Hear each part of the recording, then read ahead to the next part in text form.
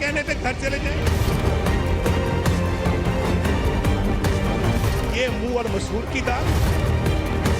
ہم یہ گیدڑ بھپکیوں سے ڈرنے والے لوگ نہیں ہیں. ہمارے خلاف ایک پائی کی کرپشن بھی اگر ثابت ہو جائے,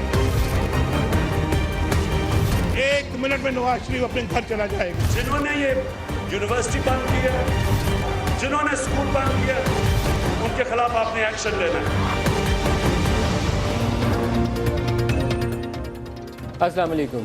آج کے پروگرام میں ہمارا مین فوکس رہے گا اپوزیشن کی جانب سے TOR جو بنائے گئے اور جس میں مطالبہ کیا گیا کہ سب سے پہلے تحقیقات کا آغاز پرائم منسٹر اور ان کی فیملی سے ہو اور 3 ماہ کے اندر یہ کام مکمل کیا جائے. اس کام کے لیے ایک نیا ایکٹ تجویز کیا ہے اپوزیشن جماعتوں نے, جسے نام دیا گیا ہے کہ Panama Papers inquiry and trial act 2016, اور اس کے اندر تفصیل موجود ہے ٹرمز آف ریفرنس کی کہ کیا کیا چیزیں انکم ٹیکس ریٹرنز, ایسیٹس کب لیے, کب بیچے, کس سے لیے, اس کی انکم ٹیکس ریٹرنز اور پوری تفصیلات جو ہے جانچ کے 3 ماہ میں پہلے پرائم منسٹر اور ان کی فیملی اور 12 ماہ میں پاناما پیپرز کے اندر جتنے باقی لوگوں کے نام آئیں گے ان کے حوالے سے تمام یہی چیزیں جانچ پرکھ کر کے یہ جو کمیشن ہے وہ اپنا کام مکمل کرے گا, اور اس کے لیے اسے سول اور دوسرے کرمنل پروسیڈنگ دونوں کے اختیارات دیے گئے ہیں. یہ مین فوکس ہے. ایک ہی آج کا ایشو ہے, پرائم منسٹر ہاؤس کو ہمارے رپورٹرز بتا رہے ہیں کہ TORs موصول ہو گئے, اس کے اوپر غور کر رہے ہیں وہ, اور غور کرنے کے بعد فارملی رسپونڈ کریں گے تو ان کا رد عمل کیا ہوگا, لیکن وہ اس کے اوپر غور و خوض کر رہے ہیں. یہ ایک امپورٹنٹ ڈیولپمنٹ ہے, اس لیے یہاں سے ہم ایزیوم کر سکتے ہیں کہ شاید آؤٹ رائٹلی ریجیکٹ نہ کریں, کیونکہ ایک تاثر پہلے یہ تھا کہ پاناما پیپرز کے اوپر اگر فوکسڈ انویسٹیگیشن کا مطالبہ ہی اپوزیشن کرتی ہے, استعفے والی بات کے اوپر تو اتفاق رائے ان کا پیدا نہیں ہوا, تو اس کو بھی حکومت ریجیکٹ کر دے گی, کیونکہ حکومت چاہتی ہے کہ اس کا کینوس اتنا بڑا رکھا جائے کہ جلدی سے کوئی بھی چیز جو ہے کنکلوڈ نہ ہو پائے. لیکن ابھی بہرحال بارگیننگ ہوگی, یہ ایز اٹ از تو بائی نہیں تو سارا کچھ وہ قبول نہیں کر لیں گے. لیکن دوسرا آج کا ایک امپورٹنس ہے دن کے اعتبار سے پریس فریڈم کے حوالے سے. تو پریس فریڈم کے حوالے سے پاکستان کو اگر مد نظر رکھیں تو دنیا ساری کہتی ہے کہ پاکستان جرنلسٹوں کے لیے کام کرنے کے لیے بہت ہی خطرناک ترین ایک ملک ہے, اور پاکستان کے خاص طور پر وہ علاقے فاٹا ایریاز, ٹرائبل ایریاز یا جہاں انسرجنسی ہے, وہاں ہمارے ساتھی جو ہیں جرنلسٹ جو کام کرتے ہیں ان کی زندگیاں ہمیشہ ہی خطرے میں رہتی ہیں. کبھی تو وہ خطرے میں رہتے ہیں ان ملیٹنٹ گروپس کے ہاتھوں, اور کبھی خطرے میں رہتے ہیں اپنی سیکورٹی ایجنسیز کے ہاتھوں. جس کا دل آتا ہے آزادی سے مار لیتا ہے. پہلے تو یہ واقعات زیادہ انہی جگہوں پر محدود تھے, لیکن کچھ واقعات بڑے شہروں میں ہوئے. کراچی میں ولی خان بابر کا واقعہ ہے, اس کے بعد حامد میر کے اوپر اٹیک ہوا, اسلام آباد کے اندر واقعات ہوئے, ملک کے دیگر شہروں میں واقعات ہوئے جو انتہائی افسوسناک ہے. لیکن دوسرا پہلو ہمارے اپنے جرنلسٹوں کا رویہ بھی ہے جس کے اوپر ضرور بات کرنی چاہیے. اگر آپ انڈیپینڈنٹ جرنلزم کے دعوے دار ہیں, لیکن اسی انڈیپینڈنٹ جرنلزم کے دعوے دار ہوتے ہوئے آپ سرکاری نوکری کر رہے ہوں, سرکار سے ایسے آپ مالی فوائد حاصل کریں خود اپنے لیے یا اپنی اہلیہ کے نام کے لیے یا اپنے بھائی بندوں کے نام کے لیے کانٹریکٹ ایسے حاصل کر لیں جس کے نتیجے میں آپ کا جرنلزم کمپرومائز ہو رہا ہو, تو یہ بھی آزادی صحافت کے منافی چیز ہے. ہمارے ہاں دونوں چیزیں ہوں. کچھ لوگ جو بڑی پوزیشنوں پہ چلے گئے, یہ تمام لوگوں نے یہ کام نہیں کیا. ہمارے نیوز روم کے اندر خاص طور پر اخبارات اور نیوز چینلز کے اندر جو نیوز روم کے اندر لوگ بہت زیادہ تعداد میں سب ایڈیٹرز اور ایڈیٹرز کام کرتے ہیں, وہ اس چیزوں سے عام طور پر زیادہ تر پاک صاف رہے. جن کا ایکسپوئر لیول بڑھ جاتا ہے, ہم ٹی وی اینکرز اور اس طرح کے رپورٹنگ میں ہم جب طویل عرصہ میرا تو رپورٹنگ میں گزرا اخبارات کی زندگی میں, جتنا ایکسپوئر لیول بڑھتا ہے وہاں امکانات زیادہ ہوتے ہیں کہ آپ کسی لالچ کا شکار نہ ہو جائیں. اس سے اپنے آپ کو روکنا بہت ضروری ہے. پاکستان میں جتنا آزادی سے آپ کام کر سکتے ہیں, میں نے جس آرگنائزیشن میں کام کیا میں سند کے ساتھ کہہ سکتا ہوں کہ مجھے ایسے کسی دباؤ کا سامنا نہیں کرنا پڑا, کیونکہ اگر آپ صاف رہنا چاہتے ہیں, لالچ سے اپنے آپ کو پاک رکھنا چاہتے ہیں, تو کوئی آپ کو مجبور نہیں کر سکتا. اگر آپ اس جرنلزم میں جانا چاہتے ہیں جسے وسعت اللہ خان نے ایک آرٹیکل میں لکھا تھا کہ میاں نواز شریف صاحب کے حوالے سے, وہ کسی اور پیرائے میں تھا لیکن ہمارے کچھ جرنلسٹ ساتھیوں کے اوپر بھی جب یہ لندن گئے یا لاہور میں میاں صاحب نے پریس کانفرنس کی تو کافی ان کا اطلاق ہوتا ہے. وہ کہتے ہیں جی کہ آج کل تو سارا کچھ ہے جی, اچھا جی, واہ جی, میاں جی, بابا جی, اس کے آگے کام ہی نہیں چلتا. تو پریکٹیکلی صورتحال یہی ہے, ہاں جی, جی جی, واہ جی, میاں جی, اس سے آگے نہیں چلتی. تو ایسے لوگ پھر انڈیپینڈنٹ جرنلزم کے دعوے دار نہیں ہو سکتے. آج کے دن انہیں بھی تہیا کرنا چاہیے کہ یا تو سرکار کی نوکری کر لیں تو یا جرنلزم کر لیں. اپنے ٹاپک کی طرف آتے ہیں اور اسٹوڈیوز میں ہمارے ساتھ شریک گفتگو ہوں گے آج سینیٹر سعید غنی صاحب, پاکستان پیپلز پارٹی سے. ویری وارم ویلکم جی. اس کے علاوہ مشرف زیدی صاحب ہیں ہمارے پاس, انڈیپینڈنٹ اینالسٹ ہیں. زیدی صاحب آپ کو بھی خوش آمدید کہتا ہوں. ڈاکٹر طارق فضل چودھری پاکستان مسلم لیگ نواز سے ہم توقع کر رہے ہیں کہ ہمیں شارٹلی جوائن کر لیں گے. سعید غنی صاحب, اپوزیشن جماعتیں وزیر اعظم کے استعفے کے اوپر اتفاق رائے پیدا نہیں کر پائیں, کیا وجوہات ہیں؟ ملک صاحب ہر سیاسی جماعت کا اپنا ایک موقف ہے، اور کچھ جماعتوں کا یہ خیال ہے، زیادہ جماعتوں کا، کہ اس وقت مطالبہ کیا جانا چاہیے، اور 2 جماعتوں کا یہ خیال تھا کہ اس وقت مطالبہ نہیں ہونا چاہیے استعفے کا۔ انہوں نے یہ نہیں کہا کہ استعفیٰ نہ دیا جائے، انہوں نے کہا کہ فی الوقت جو ہے استعفے کا مطالبہ نہ ہو، اور پہلے مرحلے میں تحقیقات کرائیں، اس کے بعد استعفے کی ہم بات کریں۔ پاکستان پیپلز پارٹی، تحریک انصاف، جماعت اسلامی، کاف لیگ، کیا یہ چاروں جماعتیں استعفے کے مطالبے پہ، ایم کیو ایم، یہ 5 جماعتیں سوائے عوامی نیشنل پارٹی اور شیرپا صاحب کے، قومی وطن پارٹی، یہ 2 جماعتوں کے علاوہ باقی تمام جماعتیں جو اپوزیشن کے اجلاس میں شامل تھیں، ساروں کا اتفاق تھا کہ پیشگی شرط کے طور پر استعفیٰ ہونا چاہیے، شرط نہیں مطالبہ ہونا چاہیے، اور ان 2 جماعتوں کا موقف یہ ہے کہ پیشگی شرط آپ نہیں رکھ سکتے، فی الوقت مطالبہ نہ کیا جائے، اور پہلے تحقیقات ہو جائیں، اور پھر سیکنڈ فیز میں آپ اتر جائیں۔ اور حکومت کا کوئی رد عمل آپ کو اگر ملا ہو ان ٹی آرز کے حوالے سے؟ ابھی میں نے طلال صاحب کو سنا کسی اور ٹی وی پروگرام میں بھی تھا وہاں، تو وہ یہ فرما رہے ہیں کہ جو ٹی آرز گورنمنٹ دے چکی ہے اس سے تو ہم پیچھے نہیں ہٹیں گے، لیکن اگر اپوزیشن کے ٹی آرز میں کوئی چیز ہمیں بہتر لگی، کوئی مناسب ہوگی، تو ہم اس کو اڈاپٹ کر سکتے ہیں۔ تو بنیادی طور پر تو وہ ریجیکٹ کر رہے ہیں۔ دیکھیں، لگ تو یہ رہا ہے، اس میں بنیادی فرق ہے بہت بڑا، جو میں سمجھتا ہوں کہ یا وہ ہوگا یا یہ ہوگا، اس لیے 2 مختلف دونوں وہ 1956 کے کمیشن آف انکوائری ایکٹ کے تحت بنا ہوا کمیشن ہے، یہ تو نہیں ہو سکتا کہ اس پر بھی بنائے، اور جب اپوزیشن آپ کو کہہ رہی ہے کہ ایک الگ قانون بنائیے، جس طرح آپ نے داندلی پر جو کمیشن بنایا تھا الگ قانون کے تحت، اس طرح بنائے، تو یا تو یہ، اور یہ بنیادی چیز ہے، یہ اس بات سے بنیادوں کے اوپر اس بات سے اپوزیشن بھی پیچھے نہیں ہٹے گی، اس لیے کہ 1956 کے ایکٹ کے تحت جتنے انکوائری کمیشن بنے ہیں ان کی نہ رپورٹیں سامنے آئی ہیں، نہ اس کے اوپر کوئی کاروائی ہوئی ہے، کسی کی رپورٹ بھی سبمٹ نہیں ہوئی، آج تک پبلک نہیں کی اور دوسری بات یہ ہے کہ اس میں اگر سپریم کورٹ کے 17 جج بھی بیٹھ جائیں نا جی، تو ان کے پاس اختیار سپریم کورٹ والا نہیں ہوتا، وہ سول کورٹ کا ان کے پاس اختیار ہوتا ہے، وہ صرف انکوائری کرتے ہیں اور اپنی رپورٹ دے دیتے ہیں، تو اس کا تو کوئی حاصل وصول نہیں اگر آپ کروا لیں۔ تو اگر آپ نے با اختیار کمیشن بنانا ہے، آپ چاہتے ہیں کہ وہ اختیار کے ساتھ نہ صرف یہ کہ تحقیقات کرے، بلکہ وہ اس پہ سزا بھی، ذمہ داروں کو سزا بھی دے، تو اس کے لیے ایکٹ بنانا پڑے گا۔ مشرف زیدی صاحب، آپ کیا سمجھتے ہیں ایز این اینالسٹ، ہم کہاں کھڑے ہیں اور کیا کرنا چاہیے؟ کرنا تو فوراً جو ہے اس معاملے کو، دیکھیے پرائم منسٹر کے پاس سنہری موقع اس کو ڈیل کرنے کا ڈے 1 پہ تھا۔ ڈے 1 پہ وہ یہ کہہ سکتے تھے کہ یہ ایک بہت بڑا کالا دھبا ہے پاکستان پر، اور اس پہ بہت سخت انکوائری کی جائے گی، اور جتنی اگر کوئی غلطی ہوئی ہے تو میں پہلے سے معافی مانگ لیتا ہوں، اور مزید جو ہے جو بھی تو بہت ہی آئیڈیل سیناریو کی بات کر رہے ہیں، ایسے آئیڈیل سیناریو کی حکومت رکھیں، کیونکہ میں سیاست میں نہیں ہوں، تو یہ ایک ایڈوانٹیج ہمارا، جس طرح آپ بات کر رہے تھے جو آبزرور ہیں یا جو جرنلسٹ ہیں، ایک ایڈوانٹیج ہمارا یہ ہے ندیم بھائی کہ ہم بیٹھ کے اس طرح کی آئیڈیل باتیں کر سکتے ہیں کہ کیا ہونا چاہیے تھا۔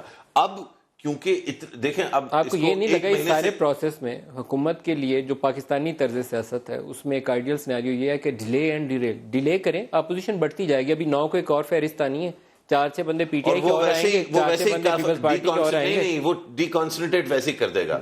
9 تاریخ کا میرے خیال سے بڑی سختی سے انتظار ہو رہا ہے پرائم منسٹر آفس میں، پی ایم ایل نون کے اندر، کیونکہ 9 تاریخ کو جو لگ رہا ہے، اور اس پہ کوئی میرے پاس تو کنفرمڈ انفارمیشن نہیں ہے، لیکن جو میں اسپیکولیٹ کر رہا ہوں، جو میں دوستوں سے مطلب بات ہوتی ہے اور کسی سے، تو مجھے لگتا ہے کہ وہ 9 مئی کو خاص طور پہ پاکستان کے بارے میں یہی ہوگا کہ اب پریشر جو نواز شریف پہ اور حکومت پہ پڑ چکا ہے، اب وہ دوسری سمت میں جو ہے شاید اس طرح کے نام آئے۔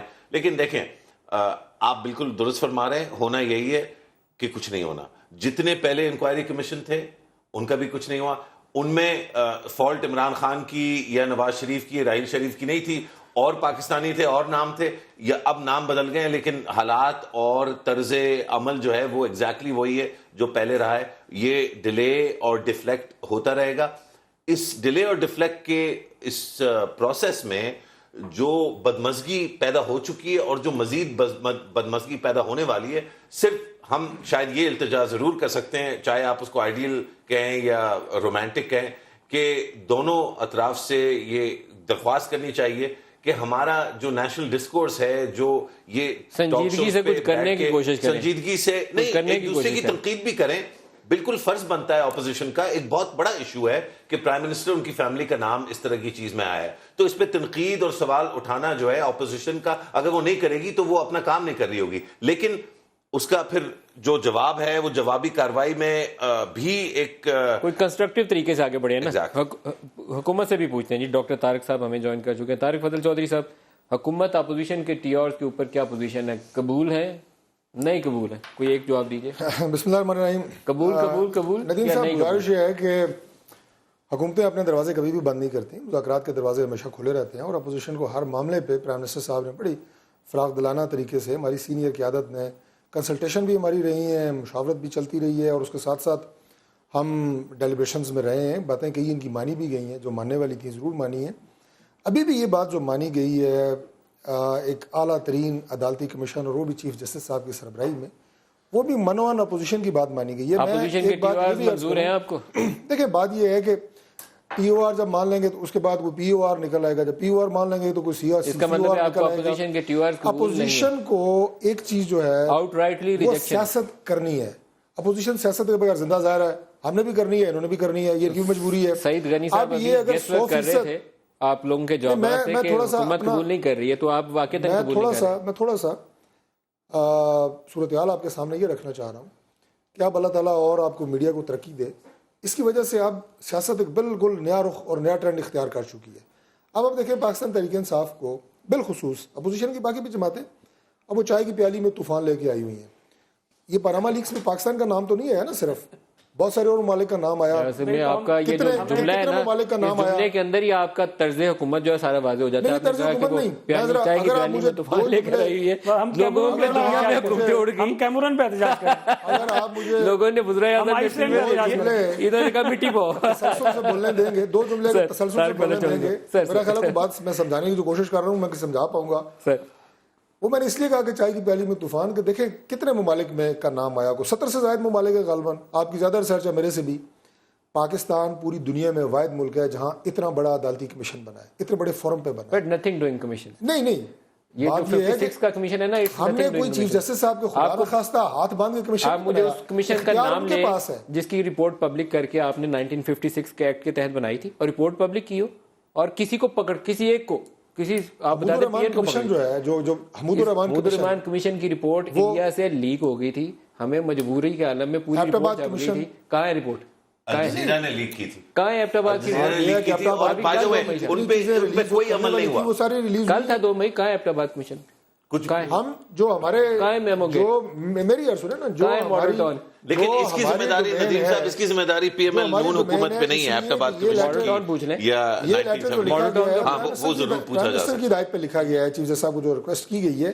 اس سے پہلے جو دھاندلی والا کمیشن بنا تھا, جوڈیشل کمیشن, اس کی رپورٹ نہیں آئی. 1956 کا نہیں تھا وہ, ہم نے بالکل ساری انتخابی دھاندلی والا 56 کا نہیں تھا. آپ نے ایکٹ پاس کیا تھا. آپ بتائیں کہ آپ کو تحقیقات یہی اسی طرز کے اوپر یہ کمیشن تجویز کی اپوزیشن نے, یا یہی میں نے کہا نا کہ اپوزیشن کی اب ساری سیاست اس کے گرد گھومتی ہے. اس کا مطلب ہے کہ آپ اپوزیشن کے ٹیوارز کو کنسیڈر نہیں کریں گے. تیسری چیز یہ کہ اب اس سے پہلے بھی ایک پروگرام میں تحریک انصاف کے ہمارے دوست بیٹھے, انہوں نے کہا جی کہ نئی قانون سازی کریں. میری آپ کے لیے تجویز ہے, میں آپ کو being a friend of doctor Tariq فضل چودھری, میری تجویز ہے 9 مئی کا انتظار کریں, آپ کو کچھ اور مفاد ملے گا. ان کی اتنی کٹائی کریے گا, کچھ بھی نہ کریے گا, کچھ نہیں ہوگا. آئی شور یو کچھ نہیں ہوگا. اپوزیشن کی اتنی کٹائی کریے گا, کچھ نہیں ہوگا. ہم نے جو کچھ کرنا تھا کر دیا, حکومت کریں گے. اب کال جو ہے وہ چیف جسٹس صاحب کی کورٹ میں دے دی ہے. ہم نے تو چیف جسٹس صاحب کی کورٹ میں بال دے دی ہے, اب سارا انہوں نے تحقیقات. لاہور ہائی کورٹ کے اپنے ایک جج کا نام ہے جنہوں نے میاں صاحب کی ابھی بریت بھی کی تھی. میں تو ان سے جاننا چاہتا ہوں کہ اس کے اوپر ابھی تک کیوں نہیں کچھ ہوا, کیونکہ وہاں یہ جو سپریم جوڈیشل کونسل کی کاروائی ہے وہ سو موٹو جورسڈکشن میں آتی ہے, اور اس طرح کا جس طرح دو آف یور کمپنیز جو طرز سیاست یا جو طرز اپنا احتجاج کہیں, جو مرضی کہیں, یا اپنی وہ اندر کی بڑھاس باہر نکالنے کا جو طریقہ اپوزیشن نے پاکستان میں اختیار کیا, پوری دنیا میں کسی جگہ نہیں ہوا. لندن میں آپ نے دیکھا تھا کیمرون کے جب وہ نام آیا تھا کہ اس نے والد سے یا والدہ سے اس کو پیسے ملے ہوئے تھے, تو وہ کتنے بندے تھے باہر اس دن؟ 1 لاکھ بندہ تھا پرائم منسٹر ہاؤس کے باہر, 10 ڈاؤننگ اسٹریٹ کے باہر. اس کے یہ نہیں ہوا جو یہاں پاکستان میں ہو رہا ہے. اس نے پرائم منسٹر نے وہ کام کیا جو آپ کے پرائم منسٹر نے نہیں کیا. اس نے کہا جب سے میں وزیر اعظم بنا ہوں میں اپنی ٹیکس ریٹرن پبلک کرتا ہوں, اپنے اثاثے سارے ڈکلیئر کیے, ماں سے پورے خاندان سارا ڈکلیئر کر دیا. حیران ہوں کہ آج وہ کہہ رہے ہیں پرائم منسٹر صاحب کے اثاثے ظاہر کریں, وہ سارے کے سارے ڈکلیئرڈ ہیں. کیا پرائم منسٹر کی انکم ٹیکس ریٹرنز آپ پبلک کرنے پہ تیار ہیں؟ آج اپوزیشن نے کہا 1985 سے اس قانون ہر سال ہمارے الیکشن کمیشن میں بھی ہوتے ہیں, وہ پبلک 2002 کے قانون کے تحت جناب مشرف کے قانون ملک صاحب اس کا بھی آسان سا جواب ہے اگر یہ دے دیں. ڈاکٹر صفدر, کیپٹن صفدر جو ہیں وہ مریم صاحبہ کے شوہر ہیں, اور بچے آپ کے بالغ ہوں تو ضروری نہیں کہ آپ اس میں ڈکلیئر کریں ان کے ایسٹس بھی. لیکن میاں اور بیوی کے ایسٹ ڈکلیئر کرنے پڑتے ہیں ساتھ.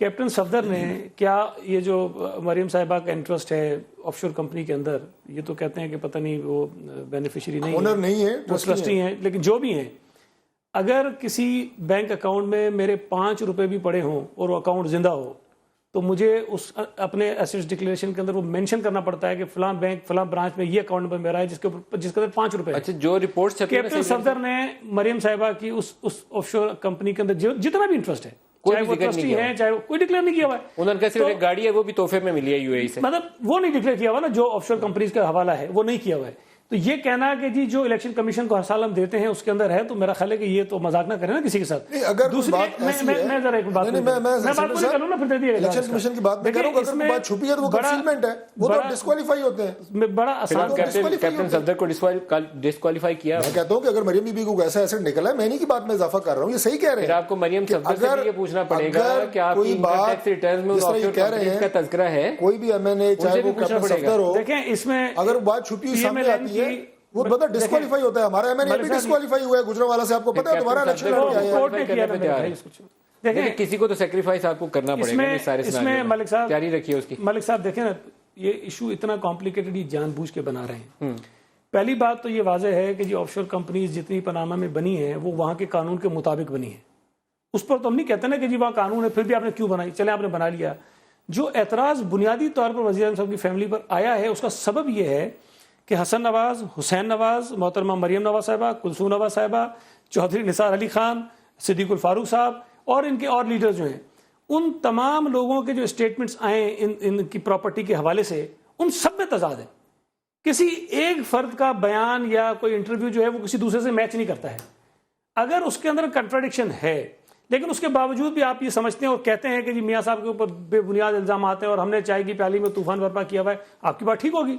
تو یہ تو پھر آپ کے حق میں بہتر ہے کہ بھائی 3 مہینے بھی نہیں 1 مہینے کے اندر پہلے میاں صاحب کی فیملی کو کلیئر کرواؤ تاکہ ہمارے منہ بند ہوں اور لوگ ہمیں لان تان کریں گے جی آپ خامخواہ ایک شریف آدمی ایماندار آدمی کے اوپر الزام تراشی کر رہے ہو, اور اس کے بعد آپ کے پاس اختیار ہے آپ پورے جہان کی تحقیقات کرائیے. کس نے روکا ہے؟ ایک بریک لے لیں, بریک کے بعد آتے ہیں ان ڈاکومنٹس میں بتایا کیا گیا بنیادی طور پر, اس کی طرف بات کر کے پھر آگے گفتگو پڑھائیں گے, کیونکہ وہ یہ ڈاکومنٹس ہے, کسی کا الزام نہیں ہے, ایلیگیشن نہیں ہے کہ اپوزیشن نے الزام لگایا. کچھ دستاویزات ہیں جو لیک ہو گئی ہیں اور اس دستاویزات سے ثابت ہوتا ہے کہ پاکستانی نیشنل پرائم منسٹر کی فیملی سمیت 400 لوگ ایسے ہیں جو وہاں پراپرٹیز رکھتے ہیں. کیا ان کی پاکستان میں ایسی انکم تھی, کیا وہ ٹیکس ڈکلیئرڈ تھیں؟ یہ بہت بنیادی سوال ہے, نہیں تو سزا ہوگی. ایک بریک لے لیں, بریک کے بعد اسی سے آغاز کریں.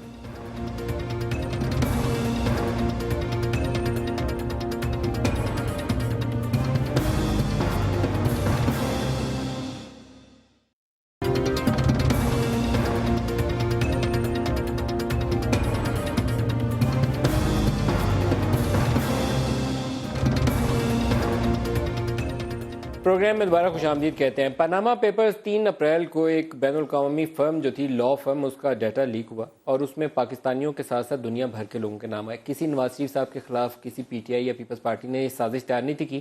ڈاکومنٹس کیا کہتے تھے؟ ڈاکومنٹس یہ کہتے تھے کہ 93 میں ایک کمپنی تھی وہاں جس کا نام تھا نیلسن رجسٹر ہوئی, 94 میں کمپنی رجسٹر ہوئی جس کا نام ہے نیسکول. اس کے اوپر مریم نواز شریف کا, مریم صفدر اپنے ہسبینڈ کے نام کے ساتھ ان کے دستخط شدہ ایفیڈیوٹ ہیں جو 2006 میں انہوں نے سبمٹ کرائے ہوئے ہیں کہ وہ سنگل بینیفیشل اونر ہیں. اور کب سے ہیں وہ ہیں فروری 2004 سے نیلسن نیسکول کمپنی کی. اور ان کمپنیز کی ملکیت میں 4 اپارٹمنٹس ہیں جو بار بار ذکر ہوتا ہے پارک لین اپارٹمنٹس کا.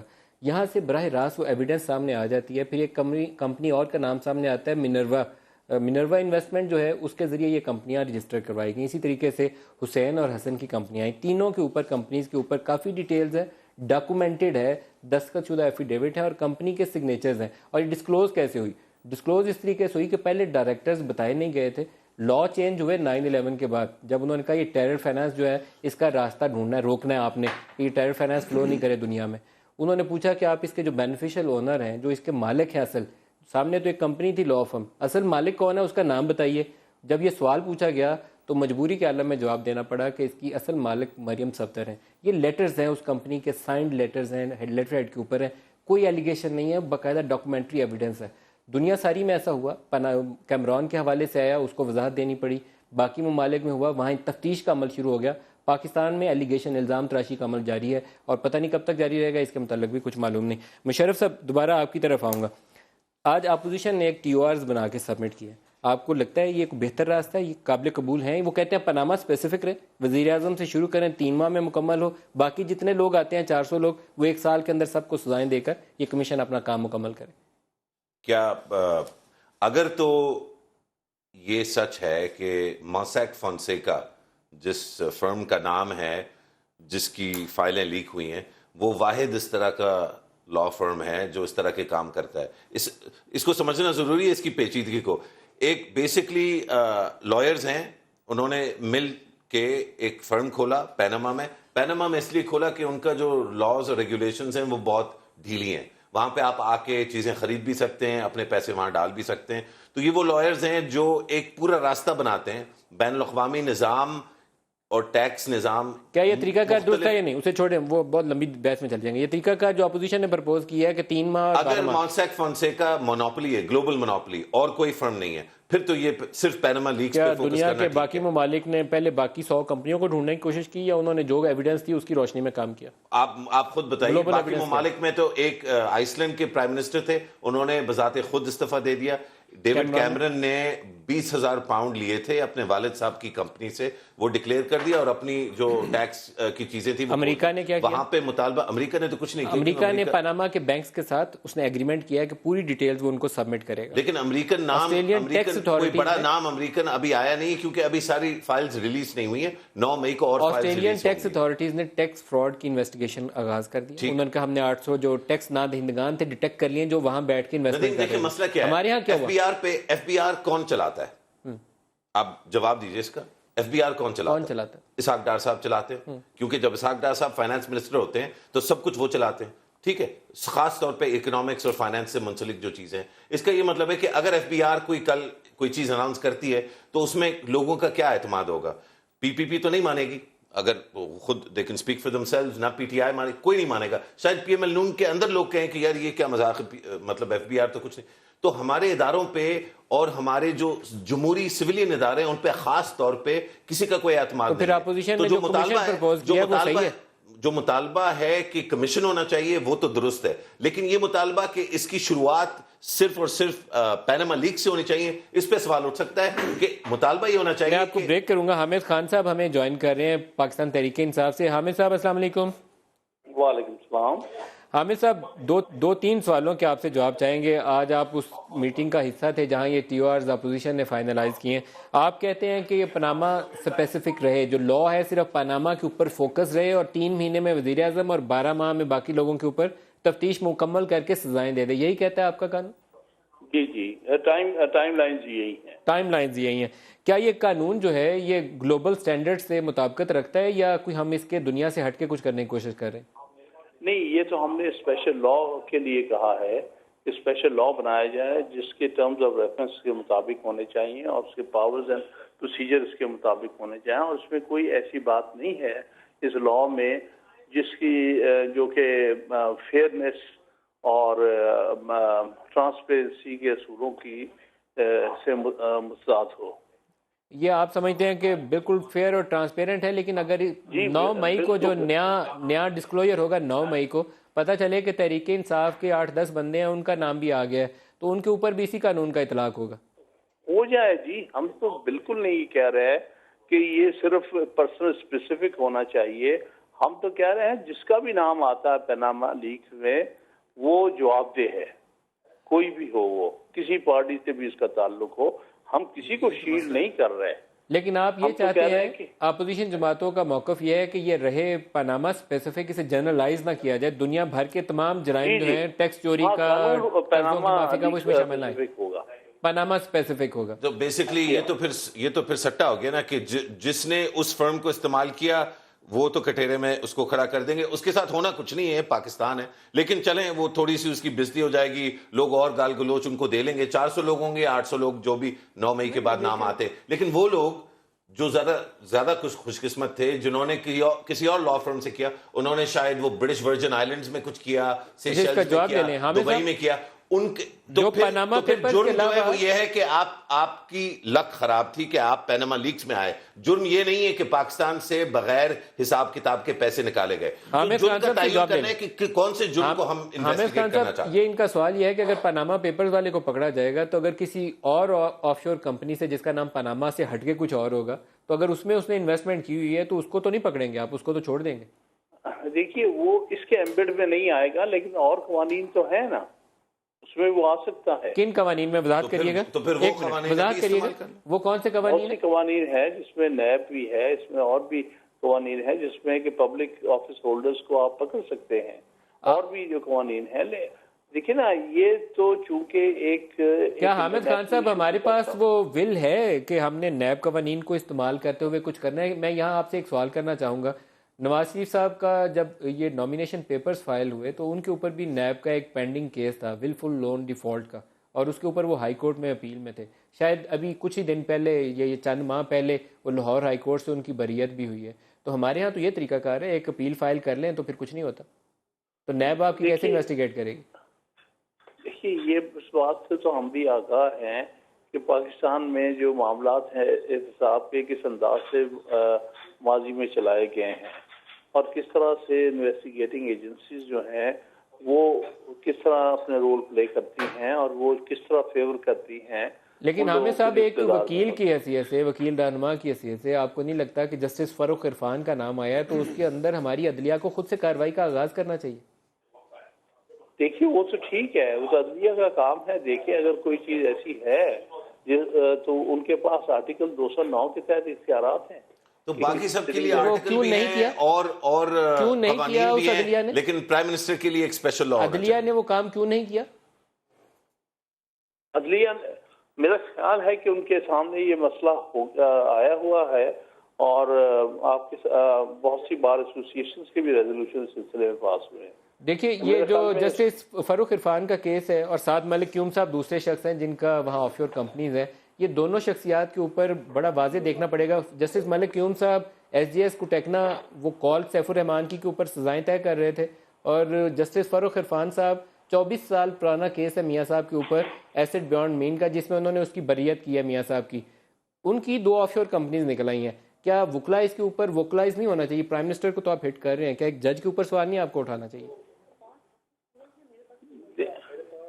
میں سوال نہیں سمجھا. کیا اس جج کے اوپر ساتھ آپ کو سوال نہیں اٹھانا چاہیے؟ جب آپ پرائم منسٹر کے اوپر تو سوال اٹھا رہے ہیں, کیا اس جج کے اوپر سوال نہیں اٹھانا چاہیے جس کی 2 آف شور کمپنی؟ باقی سب کو کہا ہے, ہم نے تو کوئی یہ نہیں کہا کہ صرف پرائم منسٹر, بلکہ یہ کہا all other persons named in Panama Papers. تو اس لحاظ سے تو کوئی ایکسیپشن نہیں کی. اگر ہم ایک جج کا ہی نام لیں اس کا مطلب ہم باقی 199 لوگوں کو ایکسکلوڈ کر رہے ہیں. لیکن آپ ہی چاہتے ہیں کہ سٹارٹ وزیر اعظم سے ہو, یہ آپ کا بنیادی مطالبہ؟ ہم یہ کہتے ہیں جو جس پر اپوزیشن کا کنسنسس ہوا ہے کہ یہ جو اکاؤنٹیبلٹی ہے سب کی ہونی چاہیے, لیکن اس کی ابتدا پرائم منسٹر سے ہونی چاہیے. آپ اس کے اوپر ڈاکٹر طارق فضل چودھری صاحب کچھ رسپونڈ کرنا چاہیں گے؟ گزارش ہے جی کہ ایک تو جو آپ نے یہ فرمایا کہ جسٹس فاروق عرفان صاحب نے ابھی پرائم منسٹر صاحب کی کسی کیس کے حوالے سے بریت کی ہے, وہ تو کئی ایسے جھوٹے کیس رہے ہیں جن میں پرائم منسٹر صاحب کی بریت ہوئی ہے.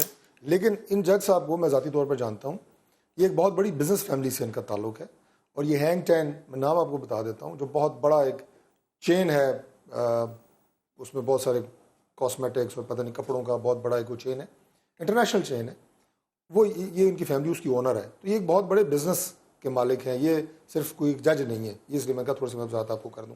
اس کے ساتھ یہ وضاحت کر دیجئے کہ وہ آف شور کمپنی تب رکھ سکتے ہیں اگر ان کی انکم اور انکم ڈکلیئرڈ ہو. اگر ڈکلیئرڈ نہیں ہو تو دین یو ہیو ٹو. میں نے آف شور کمپنی کے حوالے سے بات نہیں کی, میں نے ان کے یہاں پہ بتایا کہ ایسٹس کے حوالے سے بات کی کہ وہ اچھے مطلب مالدار. اور میاں صاحب کا جو کیس جس میں بریت ہوئی 24 سال پرانا تھا. دوسری بات یہ ہے جی کہ وہ ظاہر ہے پاکستان میں آپ کو پتہ ہے ابھی جب سزائیں دینا شروع ہوئی, یہ پھانسی والی سزائیں, تو میں نے جس مجرم کو دیکھا, ندیم صاحب آپ نے بھی دیکھا ہوگا کہ آج اتنے لوگوں کو فلانس جیل میں پھانسی دے دی گئی, اور اس کے ساتھ جب یہ دیکھا کہ قتل تھا تو کوئی بھی 18-20 سال سے پہلے کا کیس نہیں تھا, وہ سارے 15-18-20 سال والے تھے.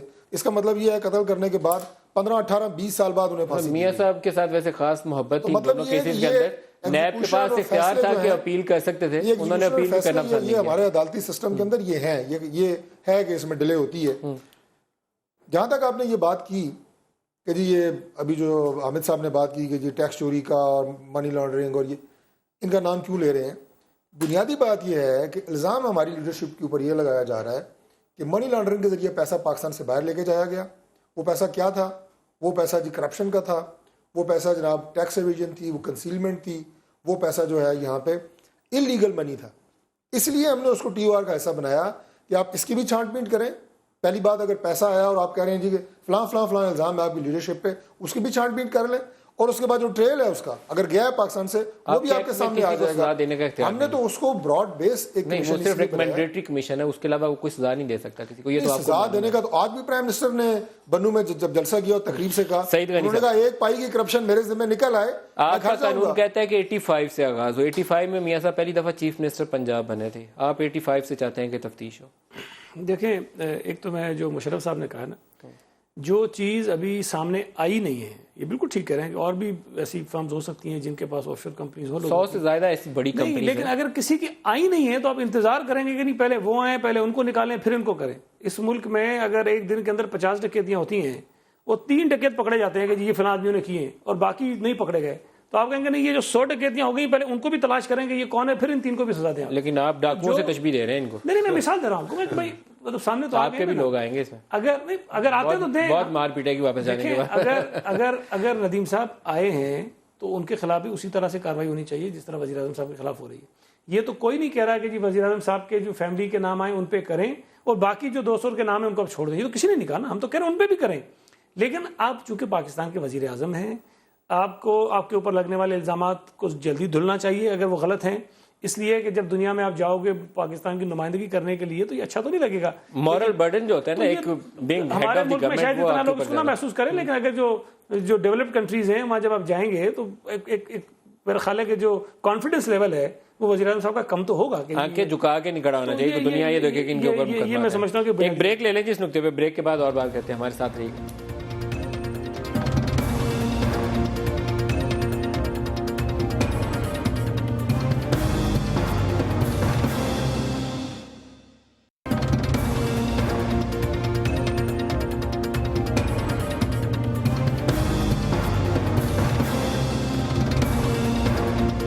پروگرام میں دوبارہ خوش آمدید کہہ رہے ہیں. آپ کو پاناما پیپرز کے اوپر حکومتی موقف سے چاہیں گے کہ ہم ایک دفعہ دوبارہ اس کے اوپر بات کریں اور رد عمل لیں. ڈاکٹر طارق صاحب دوبارہ آپ سے جاننا چاہتا ہوں، پھر اس کا مطلب یہ ہے کہ حکومت کا اپنا کمیشن جو آپ نے تجویز کر دیا اس کے اوپر سپریم کورٹ جو بھی پوزیشن لے، اور ایک اپوزیشن کا کمیشن جو انہوں نے تجویز کر دیا ہے، بس یہیں کھڑے رہیں گے، آپ آگے نہیں بڑھیں گے؟ ہاں نہیں، میں نے تو اپنی ابتدائی گفتگو میں بھی یہ بات کی ہے مالک صاحب کہ حکومت کے دروازے کبھی بند نہیں ہوتے، اور خاص طور پہ ہم تو بالکل مشاورت کے قائل ہیں.